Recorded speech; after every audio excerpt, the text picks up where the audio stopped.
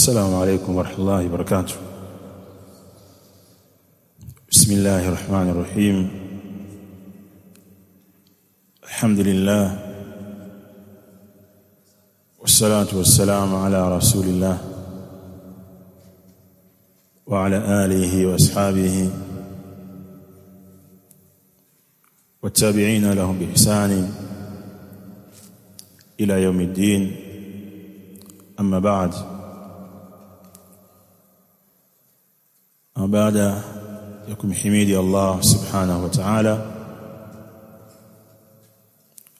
na kumtakia sala na salam kipenzi chetu bwana wetu mtume wetu Muhammadin sallallahu alaihi wasallam alqail, mwenye kusema inna Allaha yarda lakum ثلاثة ويكره لكم ثلاثة فيرضى لكم أن تعبدوه ولا تشركوا به شيئا وأن تعتصموا بحبل الله جميعا ولا تفرقوا ويكره لكم قيل وقال وكثرة السؤال وإذاعة المال. Mtume wetu sallallahu alaihi wasallam anasema, hakika ya Allah subhanahu wa ta'ala anaridhia kwenu nyinyi waumini mambo matatu, na anachukia kwenu nyinyi waumini mambo matatu. Allah subhanahu wa ta'ala anaridhia kwetu sisi an na'budu wala nushriku bihi shay'a, tumwabudu na tusimshirikishe na chochote.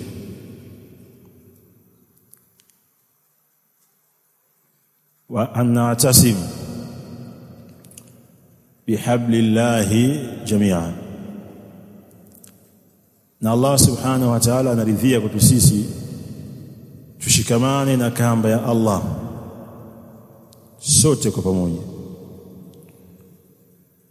wala natafarraq, wala tusitengane.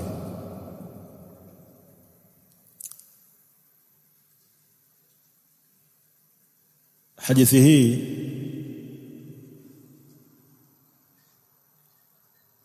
sote tunatakiwa tuifanyie kazi kwa kulifanya lile ambalo Allah subhanahu wa ta'ala analiridhia, kushikamana pamoja na wala tusitengane. Na ndiyo sura ya mkusanyiko wetu.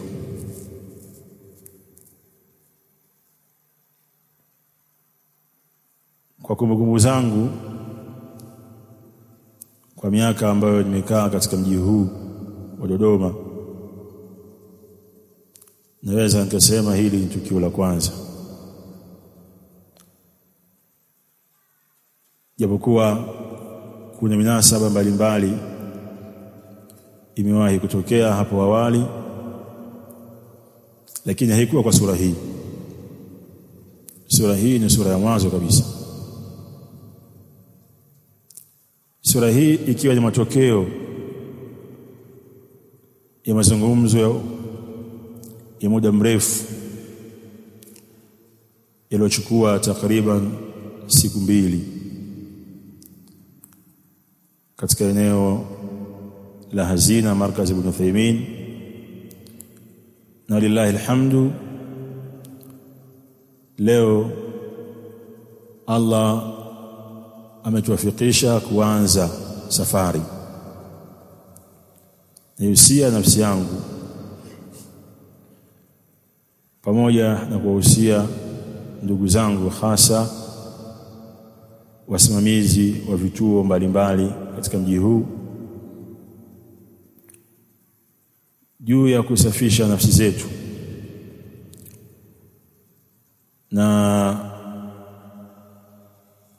kufanya dhahiri yetu ilivyo, basi ndiyo iwe batini yetu. Yale ambayo tunayadhihirisha na tulianza kuyadhihirisha katika mazungumzo,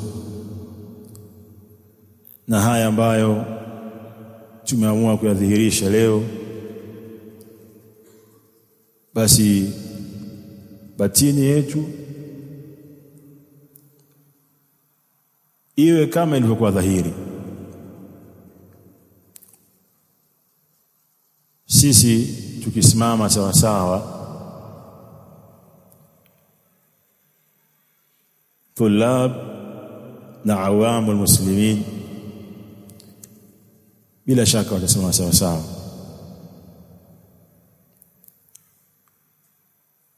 Kwa hiyo huu mkusanyiko ni matokeo ya juhudi kubwa. Juhudi hii tusiichezee, kwa sababu ndani yake kuna radhi za Allah subhanahu wa ta'ala.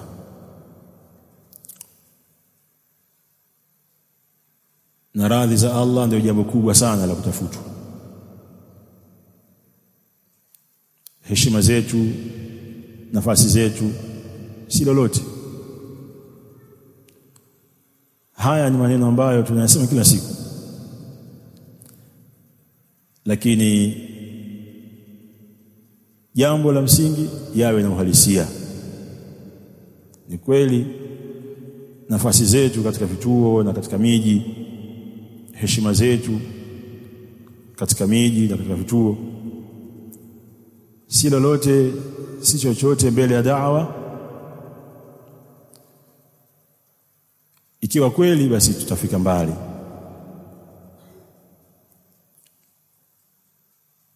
Lakini pia Mtume sallallahu alaihi wasallam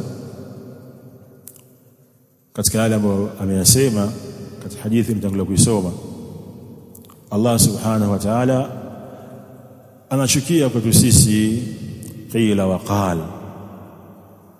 qila wa qal, na ndio asili ya matatizo. Nani kasema, kasema nini, kwa nini aseme, kwa nini kadha, kwa nini kadha, qila wa qal. Nakumbuka maneno ya al-Imam Ibn Wardi, wa balagha makruh illa man naqal, hakufikisha maudhi isipokuwa yule aliyenukuu. Hakufikisha maudhi isipokuwa yule aliyenukuu. Kwa hiyo wanahabari wa kujitegemea tatizo. Wanahabari kutegemea ni tatizo kubwa katika safu zetu. Lakini tuna mifano mingi sana ya maneno na miongozo kutoka kwa wema waliotangulia kuhusu namna ya kuzipokea habari. Mimi nilikuwa na mengi ya kusema, lakini natarajia minasabati itakuwepo, tutaendelea kusema. Nilipewa jukumu la kusimamia ratiba. Mwandishi akaniandika kwamba mimi ni MC,